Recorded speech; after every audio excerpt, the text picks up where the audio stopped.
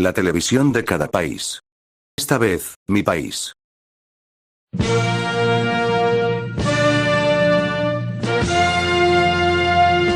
El Canal 7 de Buenos Aires, más conocido como Televisión Pública y estilizado como TVP, es una estación de televisión abierta argentina que transmite desde la ciudad de Buenos Aires y que actúa como la emisora cabecera de la cadena de televisión pública de ese país. Fue la primera estación de televisión en transmitir en el país, iniciando sus funciones el 17 de octubre de 1951.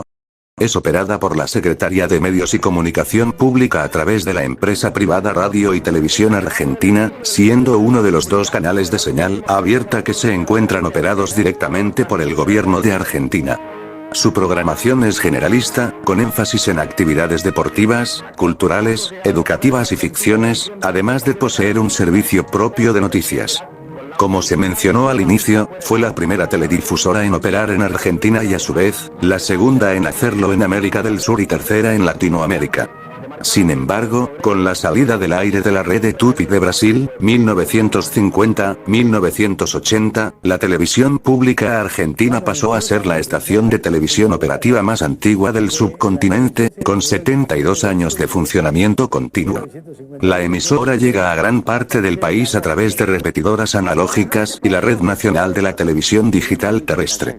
Desde el edificio corporativo que se ubica en Figueroa Alcorta 2977, Recoleta, Ciudad Autónoma de Buenos Aires, se dirige la empresa por medio de un directorio, cuyo presidente es designado por el presidente de la Nación, que tiene una duración de 4 años. Los miembros del directorio de RTA son designados de a 5 por período en acuerdo del Poder Ejecutivo Nacional, por 4 años. A ellos, se les suma a un nuevo miembro que es elegido por los trabajadores. Historia. Primeras transmisiones. La televisión pública es la más antigua emisora de televisión existente en el país, habiendo realizado su primera transmisión como empresa privada, LR3 Radio Belgrano Televisión, con apoyo estatal el 17 de octubre de 1951, por el Día de la Lealtad Peronista, desde la Plaza de Mayo, existiendo en ese momento solo 2.500 aparatos receptores de televisión. A principios de septiembre de 1951, desde el Ministerio de Comunicaciones, el ministro de dicha cartera, Óscar Lorenzo Nicolini, les comunica a los directivos de LR3 que las pruebas de ajuste y calibración de los equipos estaban aprobadas, y que el 17 de octubre, se salía al aire desde Plaza de Mayo, agregando: "Es expreso deseo de Eva Perón". Así, Argentina sería el segundo país en el continente en poseer la nueva tecnología, la caja mágica.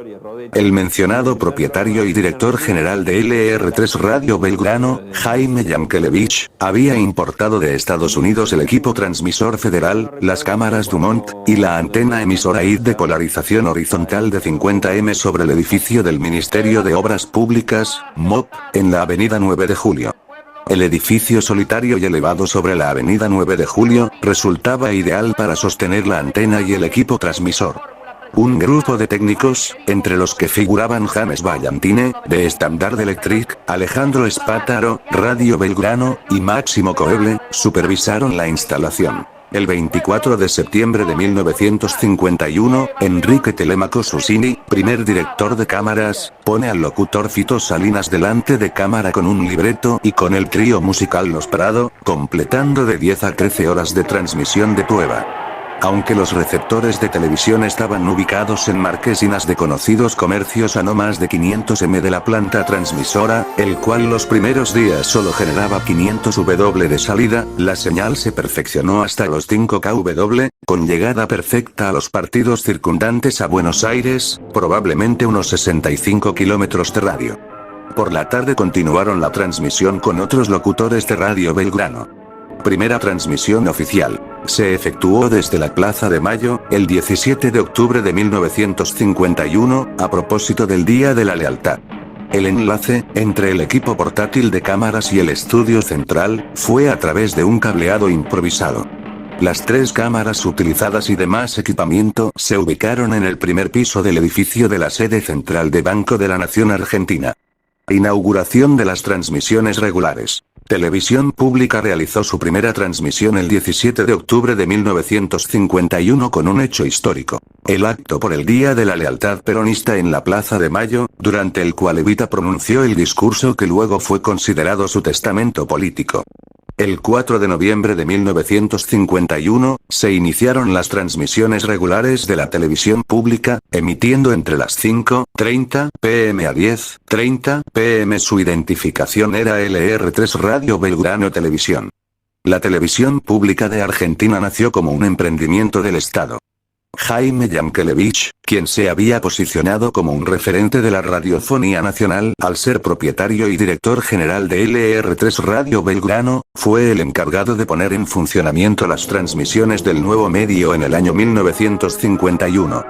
14 días después, el domingo 18 de noviembre de 1951, se transmitió el primer partido de fútbol por televisión en Argentina. Se realizó desde el desaparecido gasómetro cuando San Lorenzo de Almagro enfrentaba a River Plate. El director de cámaras era Samuel Yankelevich y los camarógrafos y ayudantes Nicolás del Boca, Noiseaux, Celasco, Lamas y Paserini. Asistidos técnicamente por Max Coeble y Campetti. También aquel año entre el 1 de diciembre y el 5 de diciembre se transmitió la primera final de un partido de fútbol entre Banfield y Racing Club por el campeonato desde el viejo gasómetro. Argentina fue, de este modo, el cuarto país del continente americano en comenzar con las transmisiones de televisión, después de Brasil, México y Cuba, y el octavo a nivel mundial luego de Alemania, Reino Unido, Francia y los Estados Unidos. En un primer momento, el canal funcionó en el Teatro Alvear de las calles Ayacucho y Posadas, donde una parte de la planta baja funcionaba como estudio A, el más grande, y un salón en otro piso como estudio B. Entre 1953 y 1954 se montó un pequeño estudio de publicidad al lado del segundo estudio. También se utilizó el Palais de Glace. En los primeros años se necesitaban unos 45 minutos entre los programas para desarme y montaje de las escenografías. Mientras en el estudio se realizaba este trabajo, se exhibía un documental o cortos del pájaro loco. En 1953, durante el gobierno de Perón se sancionó la primera de ley de radiodifusión en la Argentina, que llevó el número 14.241. Breve privatización y gobierno de facto de la Revolución Libertadora. Durante su extensa historia, existió un breve lapso en el que estuvo en manos de privados. Esto ocurrió desde 1954, cuando el gobierno de Perón, criticado por la oposición por el virtual monopolio de los medios de comunicación, aprueba la ley 14.241 y llama a licitación para otorgar el permiso de explotación de las radios y de la televisión pública, en un intento puramente cosmético para continuar ejerciendo un fuerte control.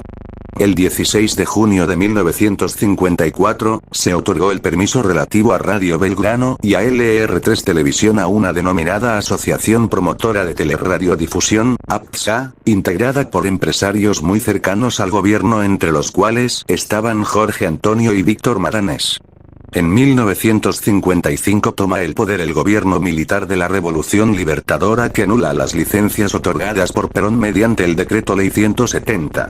En abril de 1958 Aramburu concede a grupos privados las licencias de los canales 9, 11 y 13 mediante el Decreto 6287-58. Las tres emisoras privadas comenzaron a transmitir a principios de la década de 1960.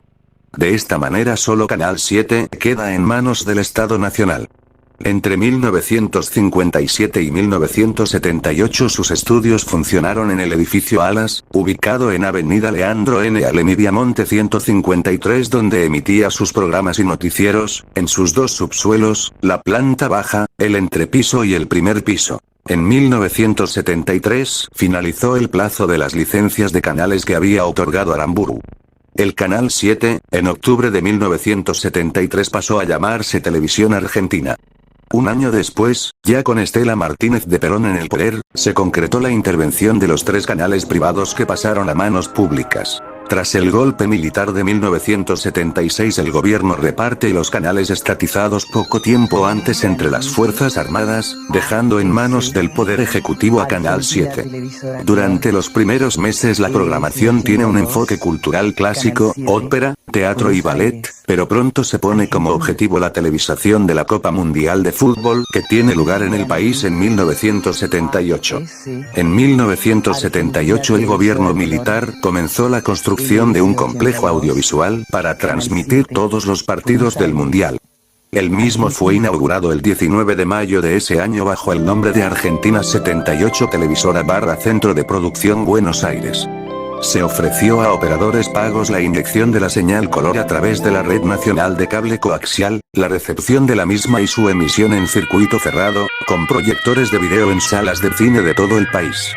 Sin embargo, la transmisión al aire del Mundial se realizó en blanco y negro, hacia la provincia de Buenos Aires y el exterior en color, y solo el partido Argentina-Holanda fue transmitido en color bajo el sistema alemán PAL en norma M, para todo el país. A principios de 1979, Carlos Montero, que había trabajado previamente en Canal 13, asume como gerente artístico de Canal 7 y se permite la fusión entre Argentina 78 Televisora / Centro de Producción Buenos Aires y Canal 7, y así el 3 de mayo de 1979 nace Argentina Televisora Color, ATC.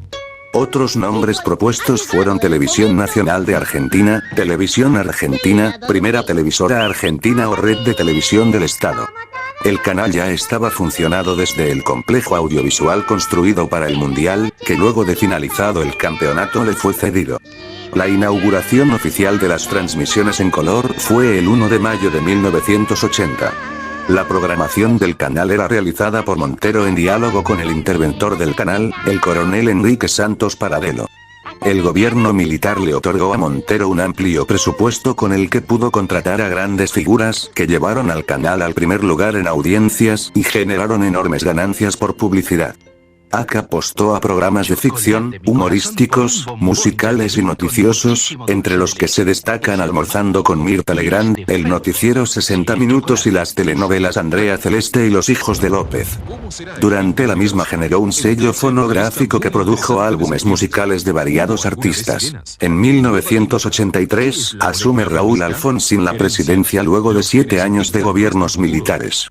La primera medida del gobierno en el canal fue no renovar los contratos de periodistas y estrellas asociadas con el gobierno militar. En mayo de 1984, se dispuso la transferencia de ACA al área de la Secretaría de Cultura. Esta etapa se vio signada por un cambio en la programación que privilegió los programas culturales. En 1986 comienza una segunda etapa en el canal tras el nombramiento de Marcos Aguinis en la Secretaría de Cultura. La oferta periodística sumó al noticiero federal con informes elaborados por periodistas de las provincias y el latinoamericano, elaborado en conjunto con organizaciones regionales. Además se llevó adelante el plan de cobertura nacional que sumó 50 antenas repetidoras en distintos puntos del país. En esta época se emitió La Noticia Rebelde, programa que fue considerado innovador por su mezcla de humor y política. Tras la renuncia de Aguinis en 1987, ACA dejó la órbita de la Secretaría de Cultura. El canal da un giro hacia una programación más politizada y partidaria en vista de la proximidad de las elecciones. Tras perder las elecciones legislativas se introducen nuevos cambios en el canal convocando a la dupla Negri-Yankelevich que había dirigido exitosamente Canal 13. Esto significó un aumento en la cantidad de programas de entretenimientos, humor y concursos, con un descenso de los programas periodísticos que habían florecido poco antes. Década de los 90. Carlos Menem asume el gobierno en julio de 1989, en medio de una crisis hiperinflacionaria. Menem decide privatizar los canales 11 y 13, dejando únicamente a ATC en manos estatales. El periodista Mario Gavilán fue nombrado interventor del canal, pero unos meses después fue reemplazado por su vice, René Jolivet. La programación del canal estaba conformada en un 60% por programas de entretenimientos. El noticiero del canal, dirigido por Mauro Viale, era utilizado con fines propagandísticos. El único programa periodístico de la grilla era Hora Clave, conducido por Mariano Grondona, quien recién se separaba de su compañero de trabajo Bernardo Neustadt. Entre los programas destacables de esta época se puede citar a Calo y en su tinta. En 1991 el productor y conductor Gerardo Sofovich fue designado como interventor de ATC. La programación del canal durante su gestión apuntó a los programas de entretenimiento conducidos por famosos, incluido él mismo, y periodísticos. También se dio la aparición de programas reseñables como La Televisión Ataca de Mario Pergolini y Fuga de Cerebros de Alejandro Dolina. El canal tuvo una mejora en su audiencia gracias a la incorporación de figuras como Pergolini, Gasalla, Petinato y Raúl Portal. En enero el secretario de Medios, Raúl Burzaco, anunció la intención del gobierno de privatizar el canal. Mediante el decreto 544/92, el 3 de abril de 1992 ATC pasó de ser una sociedad del Estado a una sociedad anónima, aunque los planes para su privatización finalmente no se concretaron. Un año después de su nombramiento, Sofovich debió renunciar al ser acusado de administración fraudulenta por $36 millones, delito del que fue sobreseído por la justicia. Luego de la renuncia de Sofovich, ATC Sociedad Anónima se presentó en concurso preventivo y se denunció un pasivo de más de $70 millones ante el Juzgado Nacional en lo Comercial No. 26. En reemplazo de Sofovich fue nombrado Enrique Álvarez al frente del canal. En 1993 comienzan a emitirse los primeros 4 canales exclusivamente de noticias del país, que le compiten a los noticiosos de ATC, utilizando tecnología de punta para la época que supera los equipos de 1978 con los que cuenta el canal estatal. El efecto tequila en 1994 produjo una crisis económica en el país que afectó al canal, con bajas de salarios y de cantidad de producciones. En diciembre de 1995 el político cordobés Germán Camerat reemplaza a Álvarez. La programación completa del canal empezó a ser captada vía satélite en América del Sur y luego al resto del continente a través de diversas compañías de televisión de paga.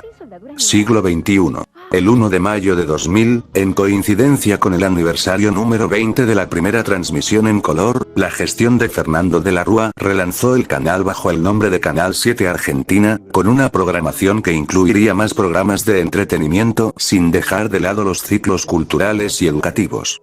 En agosto se creó el Sistema Nacional de Medios Públicos, un multimedios estatal que abarcó a Canal 7, Radio Nacional y Telam. A comienzos de la presidencia de Néstor Kirchner, la dirección del canal fue dividida en las áreas de ficción y no ficción, encabezadas respectivamente por Leonardo Beccini y la periodista Ana de Escalón. Durante este periodo el canal retomó la producción propia, después de casi una década volvió a producir ficción, más de 6 ciclos, entre ellos Un Cortado, Historias de Café, De la Cama al Living, Los de la Esquina, Historias sobre Ruedas y de Gira. Volvieron los ciclos musicales como Badía en concierto. En esta etapa, el 80% de la programación del canal fue de producción propia. Tras la muerte de Ana de Escalón y el posterior alejamiento de Beccini, a mitad del 2006 asumió la dirección del canal la periodista Rosario Lufrano y se acuña el nombre de Televisión Pública, incluyó la renovación de la programación hacia ciclos más culturales, noticieros federales, musicales, cine y documentales. Luego se renovó el equipamiento tecnológico del canal con la incorporación de nuevas cámaras e islas de edición y tecnología en alta definición. En 2009, durante la presidencia de Cristina Fernández de Kirchner, se promulga la Ley de Servicios de Comunicación Audiovisual, que dispone que el Sistema Nacional de Medios Públicos fuera reemplazado por Radio y Televisión Argentina Sociedad del Estado, RTAC. En 2016, con la presidencia de Mauricio Macri y la renovación de autoridades, se crea el Sistema Federal de Medios y Contenidos Públicos bajo el mando del funcionario Hernán Lombardi, órbita bajo la cual comenzó a funcionar TASE. El nombre y el logo del canal fue modificado, parcialmente manteniendo la temática de televisión pública argentina, y se agregaron programas de espectáculos, política, economía, y de actualidad con nuevos conductores y periodistas. El nombre del noticiero pasó de Visión 7 a llamarse Televisión Pública Argentina Noticias, manteniendo el mismo formato y tecnologías de información. Desde entonces su rating pasó de 1,6 puntos, que midió en 2016, a 1,2 en 2017, con una baja en su audiencia del 25% en el último año. En diciembre de 2017 anunció la salida de Horacio Levin como director ejecutivo del canal público. El productor tuvo un escándalo con Hernán Lombardi por la realización de la ficción basada en la serie española Cuéntame cómo pasó. En diciembre de 2019 asume como presidente Alberto Fernández, quien nombra a Rosario Luzrano al frente de RTA y a Eliseo Álvarez como director ejecutivo de la televisión pública, cargo que renunció en 2021 debido al escándalo de los bolsos con dinero. Fue sucedido por Claudio Martínez. En diciembre de 2023 asume como presidente Javier Milei, quien a través de un decreto de necesidad y urgencia anuncia la transformación de todas las empresas del Estado en sociedades anónimas para su posterior privatización, convirtiéndose RTA en sociedad anónima y la televisión pública en una estación perteneciente a la misma empresa. Controversias. Utilización de fondos de empresas estatales, gobiernos provinciales y municipales para publicidad en la transmisión del Mundial Qatar 2022. La televisión pública registró ingresos por algo más de $2.000 millones en concepto de publicidad durante la transmisión del Mundial de Qatar 2022, por lo que logró la rentabilidad, al solventar los cerca de $10 millones que costaron los derechos de transmisión y los gastos operativos de trasladar a más de una veintena de personas a casi 14.000 kilómetros de distancia. Según un documento interno de Radio y Televisión Argentina, RTA, casi un 20% de esos ingresos fueron aportados por fondos provinciales, organismos o empresas públicas. La provincia de Buenos Aires publicitó por $33.5 millones, un 1,68% del total. En el listado de anunciantes también está la Municipalidad de La Matanza, con casi $6 millones, 0,3%. Los gobiernos provinciales de San Juan, Jujuy y Chaco también hicieron lo propio. Aportaron $24 millones, 1,2%, $12 millones, 0,6% y $9 millones, 0,45% respectivamente. Por último, en el listado de anunciantes también aparecen dos de las principales empresas públicas del país. IPF, que pagó $31.5 millones, 1,58%, y Aerolíneas Argentinas, cuyo déficit volvió a quedar bajo la lupa en los últimos días luego de que se conociera que el déficit de la aerolínea durante 2022 se habría situado entre $400 y $500 millones. La aerolínea estatal, refleja el documento de RTA, aportó $28 millones, el 1,4% de los ingresos totales por publicidad durante el Mundial. Insulto a la selección argentina de fútbol tras el triunfo en Qatar 2022. Durante la finalización de la Copa Mundial de Fútbol de 2022, en el programa de televisión Desiguales, que se emite por televisión pública, el periodista Nicolás Fiorentino trató de desclasados a la selección de fútbol de Argentina tras ser campeones del mundo y analizaban la decisión de que no quieren asistir a la Casa Rosada para que el triunfo no sea politizado. Directores: 1976, 1983. Nel. Enrique Santos Paradelo 1983, 1986. Carlos Gorostiza 1986, 1987. Marcos Aguinis 1987, 1988. Gustavo Yankelevich 1988, 1989. Carlos Negri 1989, 1990. Mario Gavilán 1990. René Jolivet 1990, 1991. Julio Ricardo López Batista 1991, 1992. Gerardo Sofovich 1992, 1995. Enrique Álvarez 1995, 1996. Germán Camerat 1996, 1997. Horacio Frega 1997, 1999. Horacio de Lorenzi 2000, 2001. Juan Carlos Abarca 2002, 2003. Alfredo Escalise 2003, 2006. Leonardo Bechini / Ana de Escalón 2006, 2008. Rosario Luzrano 2008, 2016. Martín Bonavetti 2016, 2017. Horacio Levin 2018, 2019. Emilio Lafeliere 2019, 2021. Eliseo Álvarez 2021. Leonardo Flores, interino, 2021-2023. Claudio Martínez. Repetidoras. Televisión Pública cuenta con 269 repetidoras analógicas de televisión y 100 estaciones digitales de televisión en toda la República Argentina. Buenos Aires. 58 Catamarca. 4. Chaco. 9. Chubut. 44. Córdoba. 24. Corrientes. 8. Entre Ríos. 4. Formosa. 1. Jujuy. 7. La Pampa. 9. La Rioja. 3. Mendoza. 4. Misiones. 8. Neuquén. 4. Río Negro. 31. Salta. 20. San Juan. 6. San Luis. 5. Santa Cruz. 7. Santa Fe. 23. Santiago del Estero. 7. Tierra del Fuego, Antártida e Islas del Atlántico Sur. 2. Tucumán. 1. Su canal de YouTube cuenta con 3 millones de suscriptores, 136.000 vídeos y 1.542.116.953 visualizaciones, siendo creado el 17 de junio de 2009, y su descripción dice lo siguiente. Televisión Pública Argentina ofrece fragmentos de sus programas, basados en criterios de calidad y equilibrio entre información, formación y entretenimiento. En fin, este ha sido el video, espero que les haya gustado, nos vemos. Hasta pronto.